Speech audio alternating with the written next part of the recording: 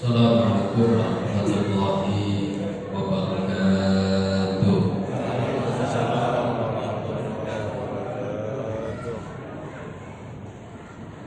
Ala hadirin yang wa ala kulli niyatin shalihah. Hadratin Nabi Mustafa Muhammad sallallahu alaihi wasallam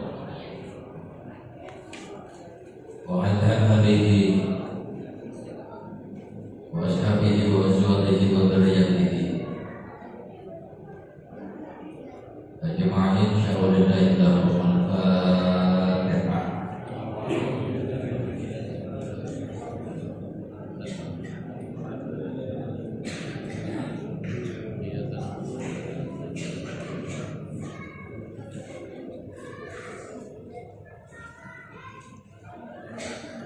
Bismillahirrahmanirrahim.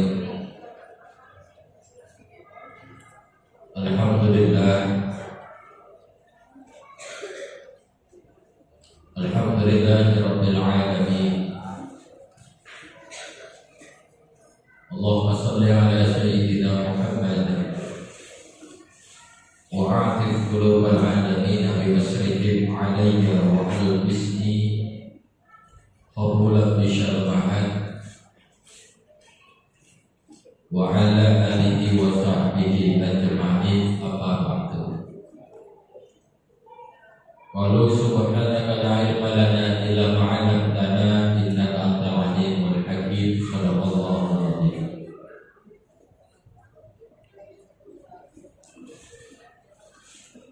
Puja puji syukur marilah sama-sama kita panjatkan kehadirat Allah Subhanahu wa taala.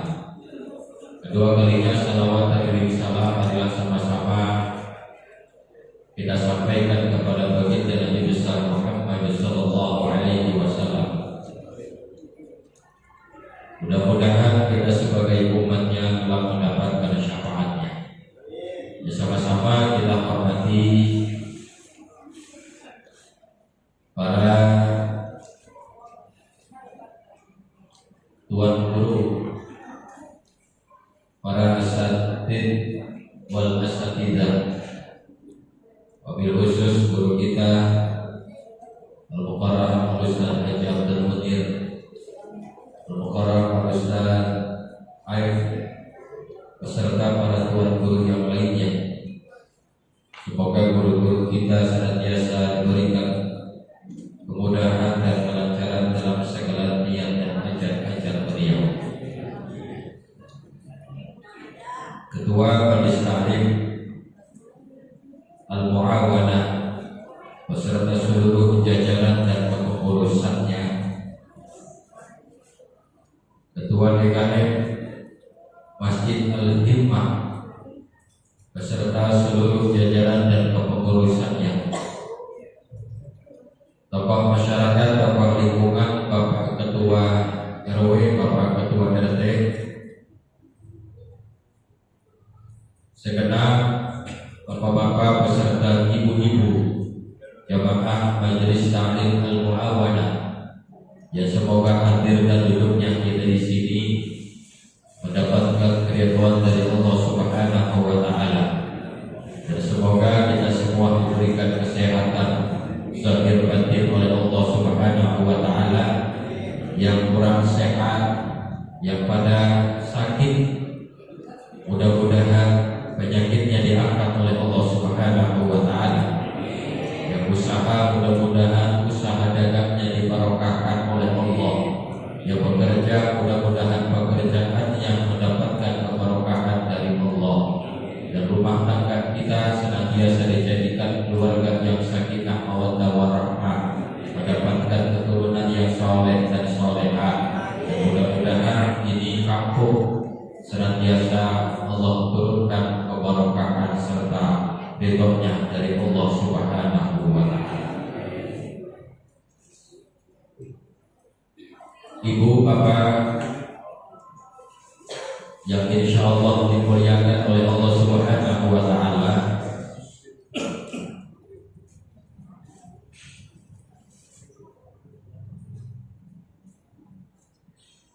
pada waktu-waktu yang Sebelumnya kita telah membahas tentang masalah akhlak, pembagian akhlak, bahkan bagaimana cara menanamkan akhlak yang mulia di dalam diri kita. Bahkan kepada siapa saja kita harus berakhlak. Kepada Allah dengan cara kita memperbanyak ibadah, dan kepada baginda Rasulullah dengan cara kita memperbanyak membaca sholawat atas baginda Nabi besar Muhammad sallallahu alaihi wasallam.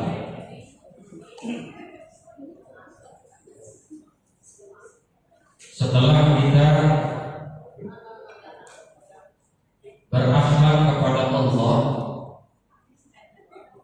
berakhlak kepada baginda Rasulullah, yang selanjutnya adalah kita pun harus memiliki akhlak kepada makhluk Allah Subhanahu wa ta'ala.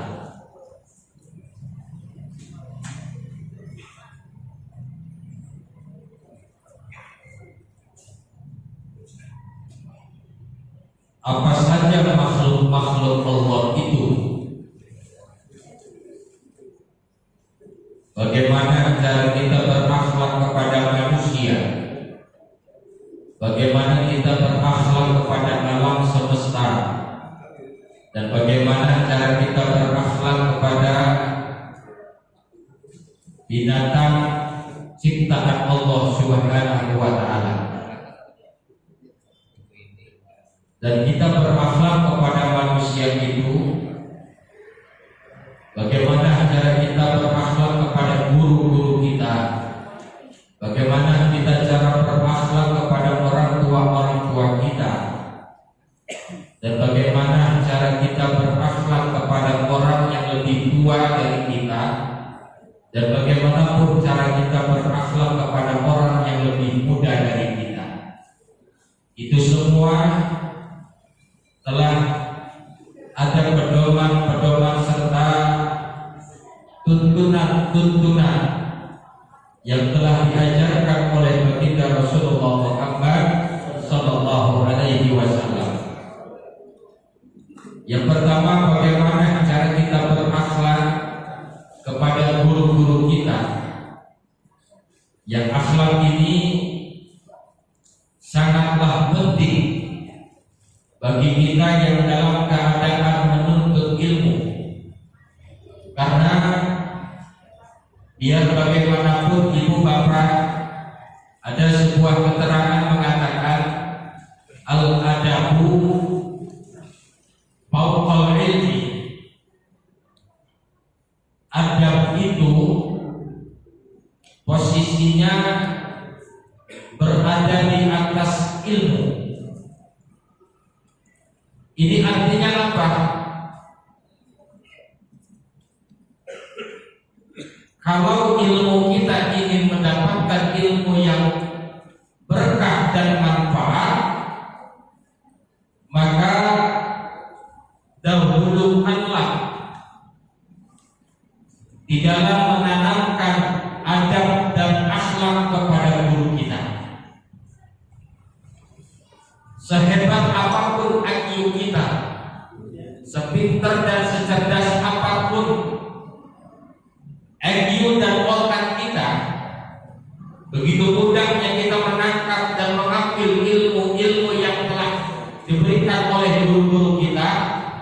Kalau kecerdasan yang kita miliki tanpa didasari oleh adab dan akhlak, maka yakinlah ilmu yang kita miliki itu tidak akan pernah mendapatkan keberkahan dan kemanfaatan.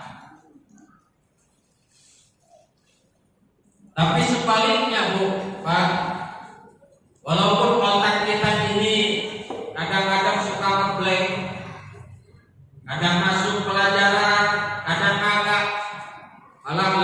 tulisannya? Kagak. Lagi di sini masuk sampai rumah udah lupa. Gak apa-apa, itu mah manusia sahabat Nabi sendiri begitu. Apalagi lagi banyak urusan, udah deh. Belum sampai rumah udah agak aurat gitu. Tapi kalau dia memiliki adab yang mulia kepada guru-gurunya, maka insya Allah sesulit apapun seseorang mendapatkan dan mentransfer ilmu dari gurunya, maka ilmu itu akan menjadi ilmu yang berkah dan manfaat.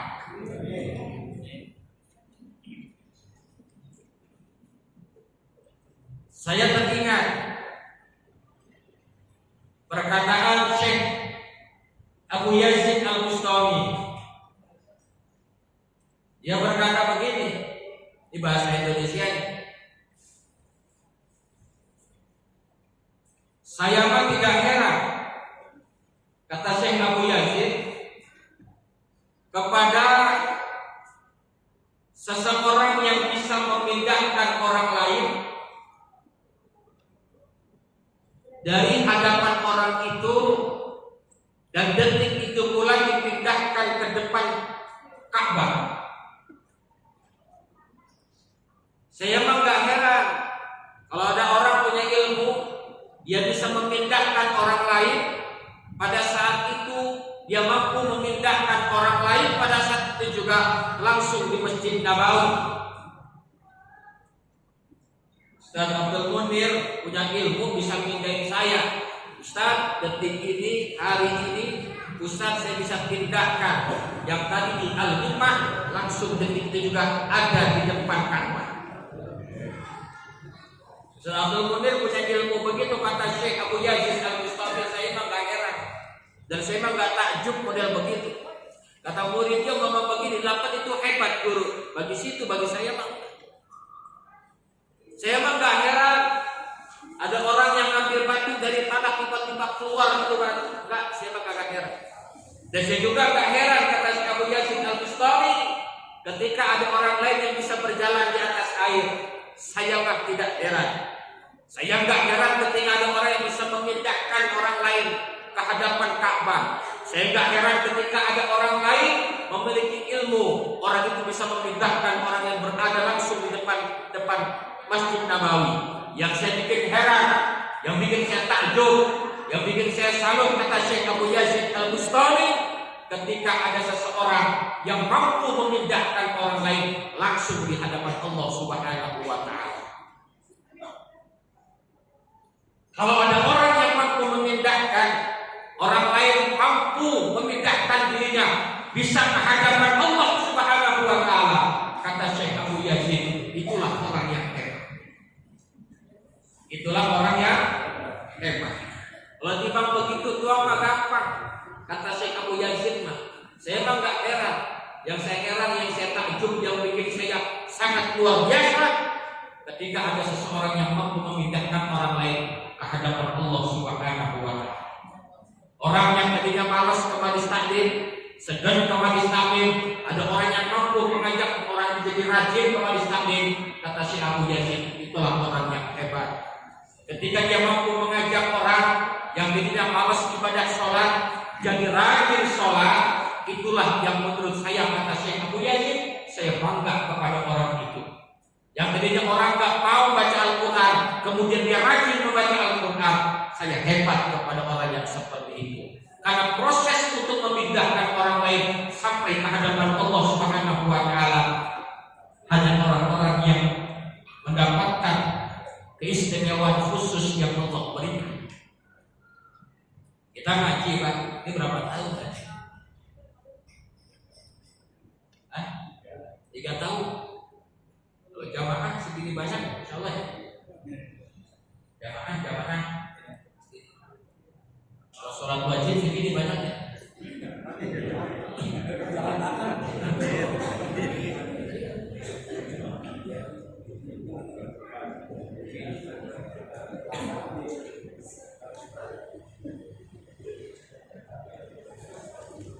Kalau sampai belum seperti ini, jamaah sholat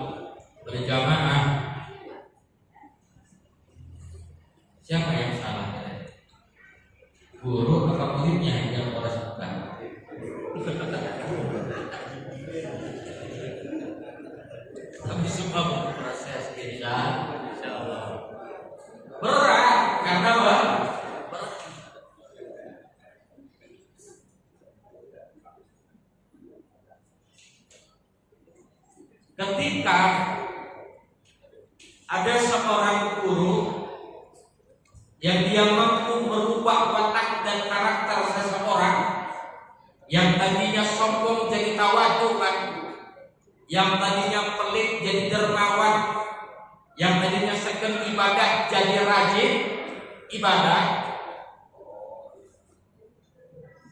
Kalau ada orang guru yang berhasil memindahkan muridnya ke hadapan Allah Subhanahu wa taala, berarti antara seorang guru dan murid ini ada koneksi yang baik. Si guru tahu diri bahwa dia adalah seorang guru, dan si murid harus sadar diri kalau dia harus bisa menempatkan dirinya sebagai seorang murid. Guru harus tahu diri, murid harus sadar diri. Ketika terjadi sebuah prinsip seperti itu, maka sangatlah mudah seorang guru bisa merubah karakter seperti ini. Kenapa? Karena yang diutamakan di dalam proses penuntut ilmu itu adalah yang pertama ada. Yang pertama apa? Ada. Itu yang terpenting.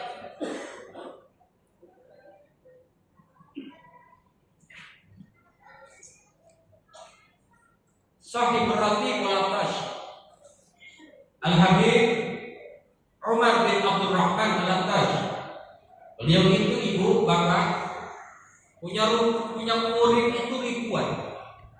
Muridnya bahkan santrinya itu ribuan.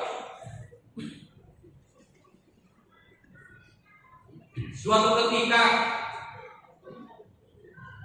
ini Habib Umar bin Abdul Rahman Al-Atash, Sahih Ratib Al-Atash, berkata sama santri-santrinya yang ada di pesantren. Kata Habib Umar begini, wahai murid-muridku, wahai santri-santriku, sebentar lagi akan hadir salah satu utusan Allah Subhanahu wa taala yang bernama Nabiullah Khidir alaihi salam. Ya, kalau nggak salah Nabi Khidir. Ini murid-muridnya yang lain itu bapak pengen menyambut yang namanya sosok Nabiullah Khidir alaihi salam. Akhirnya apa? Itu santri-santri yang berbondong-bondong menyambut kedatangan salah satu Nabiullah, yaitu Nabi Khidir, di pintu gerbang pesantren.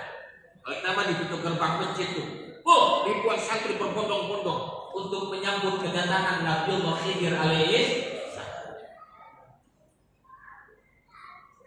Di antara sekian ribu santri Habib Umar bin Abdul Rahman Al-Atash, cuma ada satu murid beliau yang gak ikut untuk menyambut kedatangan Nabiullah Khidir alaihi salam. Pada saat itu murid beliau sedang ngurutin kakinya Habib Umar, lagi diurut gitu sama muridnya. Cuma satu orang yang gak ikut menyambut kedatangan Nabiullah Khidir alaihi salam. Begitu lagi. Siapa muridnya ini? Syekh Ali bin Abdullah Baras. Syekh Ali bin Abdullah Baras.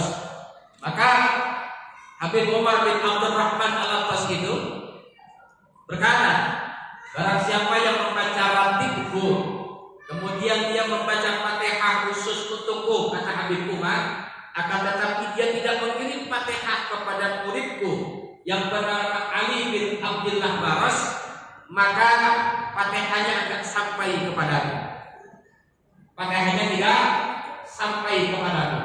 Maka para pengamal Ratibul Atas itu pasti ada Al-Fatihah Sahih Ratib Qutbil Anfas Al-Habib Umar bin Abdul Rahman Al-Atash wa Syekh Ali bin Abdullah Baras.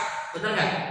Itu salah satu murid beliau yang harus disandingkan, di mana ada Habib Abdul Rasulullah Habib Umar bin Abdurrahman Al-Attas harus disambungkan oleh murid kesayangan beliau yang bernama Ali bin Abdullah Baras. Diurut gitu. Ditanya sama Habib Umar bin Abdullah bin Abdurrahman Al-Attas, wahai Ali, teman-teman kamu itu sedang menyambut Nabi Khidir, seorang nabi yang sangat mulia, yang diberikan karomah kemuliaan oleh Allah, tidak akan mati, tidak akan mati. Maka kenapa kamu tidak menyambut? Muliakanlah Nabi Allah Khidir. Apa kata Ali bin Abdullah Baras, murid beliau? Wahai guru, saya tahu bagaimana cara penghormatan kepada Nabi Allah Khidir. Saya tahu bagaimana saya harus takzim kepada beliau. Itu semua ilmu yang saya dapatkan itu karena guru memberitahu saya, karena guru memberikan ilmunya kepada saya. Maka sebelum saya memuliakan Nabi Allah Khidir, saya harus memuliakan guru sebagai guruku. Artinya apa? Ali bin Abdullah Baras lebih memuliakan Habib Umar bin Abdurrahman Al-Attas ketimbang Nabi Allah Khidir alaihi salam. Kenapa bisa begitu? Karena tahunya Syekh Ali bin Abdullah Baras bagaimana memuliakan, bagaimana hormat dan takzim, takrim kepada Nabi Allah Khidir alaihi salam. Itu pun dia tahu dan dia dapat ilmu itu dari guru beliau yang bernama Habib Umar bin Abdurrahman Al-Attas. Maka ketika datang di hadapan Habib Umar bin Abdurrahman Al-Attas, Nabi Khidir, ketika gurunya bangkit, Ali pun bangkit. Ketika gurunya tidak bangkit, Ali pun tidak bangkit. Ini sangat luar biasa. Kadang-kadang kita begitu, apa ya? Bukan salah kaprah atau bagaimana, dan bukan guru-guru kita juga pengen dihormati, enggak. Karena kalau ada acara-acara hari-hari raya besar itu, ketika camat hadir, ketika lurah hadir, itu kadang-kadang kita jamaah atau pengurus menyambut kedatangan lurah atau camat itu berdiri, benar nggak? Tapi kalau guru kita datang, cuek kan? Ustaz, gak diri. Cuman kalau camat datang, lurah datang, apalagi wali kota datang, masya Allah, diri semua. Salah penempatan di dalam hormat. Guru kita memang tiap hari ketemu kita. Guru kita mungkin tiap hari kopi sama kita. Tapi keberkahan kehidupan rumah dan kehidupan kita bukan terletak pada camat, bukan terletak pada lurah, bukan terletak pada wali kota, terletak pada guru kita yang setiap hari bertemu dengan kita. Disitulah letak keberkahan hidup. Maka kalau hidup pengen berkah, muliakan guru. Jelas kan? Kadang-kadang kita begitu Pak, zaman sekarang masya Allah, ilmu mah hebat, terkadang ada nggak ada, benar nggak? Benar nggak Bu? Ilmu mah hebat, ilmu mah mantap, tapi terkadang ada yang kurang. Maka mohon maaf, berapa banyak orang yang rajin sahabat yang kali ngaji, tapi terkadang saya berpikir kenapa ilmu saya kok nggak pernah ada perubahan dalam hidup saya. Kenapa saya mendapatkan ilmu tapi nggak ada efek dalam kehidupan saya? Dagang saya kok biasa-biasa saja, pekerjaan saya justru semakin ambruk, dan kemudian kehidupan dalam rumah tangga saya pun semakin berantakan. Kenapa? Bisa jadi karena kita kurang takzim atas guru-guru yang kita cintai dan kita hormati. Yarfa'illahu alladziina aamanu minkum walladziina utul ilma darajat. Allah akan mengangkat derajat orang-orang yang berilmu di antara kamu serta orang-orang yang beriman kepada Allah Subhanahu wa ta'ala. Maka mari sama-sama sebelum kita berilmu utamakanlah adab kita kepada Allah dan adab kita kepada Rasulullah dan adab kita kepada guru-guru kita. Amin ya Allah ya Rabbal Al-Fatihah. Bismillahirrahmanirrahim. Alhamdulillahirabbil alamin. Iyyaka na'budu wa iyyaka nasta'in. Ihdinas siratal mustaqim.